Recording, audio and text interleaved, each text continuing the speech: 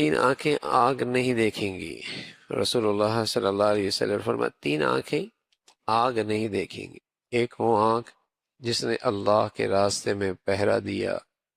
دوسرا وہ جو اللہ کے خوف سے روئی،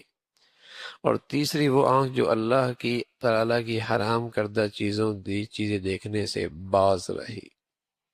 اللہ کے راستے میں پہرا دیا، اللہ کے خوف سے روئی، اور اللہ کی حرام کردہ چیزوں کو نہیں دیکھا، نظریں جھکا لی۔ حضور علیہ السلام فرمایا کرتے کہ کوئی شخص حرام کی طرف نظر اٹھانے لگا لیکن صرف اللہ کا خوف اور کسی کا نہیں، کوئی کیا کہے گا، کوئی کیا کہے گا، دنیاوی کیا نقصان ہوگا، نہ اللہ کے خوف سے نظریں اس نے جھکا لی، حرام سے نظریں بچا لی۔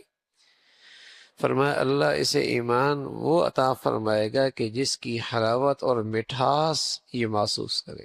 اس دنیا میں بھی اس کا مزہ محسوس کرے۔ لیکن اب تو آنکھوں کو کوئی پناہ ہی کوئی نہیں، اب تو آنکھوں کو پناہ کو نہیں، بلکہ اس حرام کا احساس بھی کوئی نہیں، اس حرام کا احساس بھی کوئی نہیں،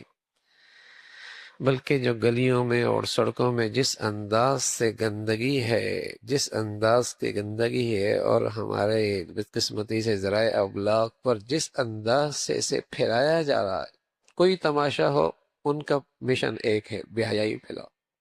کوئی پروگرام ہو ان کا مشن ایک ہے، بے حیائی فحاشی پھیلاؤ، کچھ بھی انہوں نے دکھانا ہو لیکن ہائی لائٹ کسے کریں گے؟ گندگی کو، بے حیائی کو اور یاری کو۔ تو نتیجہ یہ ہے کہ اس آنکھوں کے حرام کا احساس ہی مٹ گیا، نتیجہ یہ ہے کہ آنکھیں بے نور ہو گئی اور دل بصیرت سے محروم ہو گئی، آنکھیں بے نور ہو گئی اور دل بصیرت سے محروم ہو گیا۔ اللہ رب العزت کی سنت ہے کہ جس رخ کی نیکی ہوتی ہے انعام بھی اسی رخ سے ملتا ہے، اور جس رخ کا گناہ ہوتا ہے، جس رخ کا گناہ ہوتا ہے سزا بھی اسی رخ سے ملتی ہے۔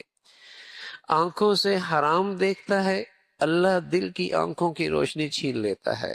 اور جس شخص کی آنکھوں کی نور محفوظ ہوا، حرام دیکھنا محفوظ ہوا، اللہ اس کے دل کی بصیرت بڑھا دیتے، اس کی بصیرت بڑھا دیتے۔ اور رسول اللہ صلی اللہ علیہ وسلم فرمایا کرتے تھے نا،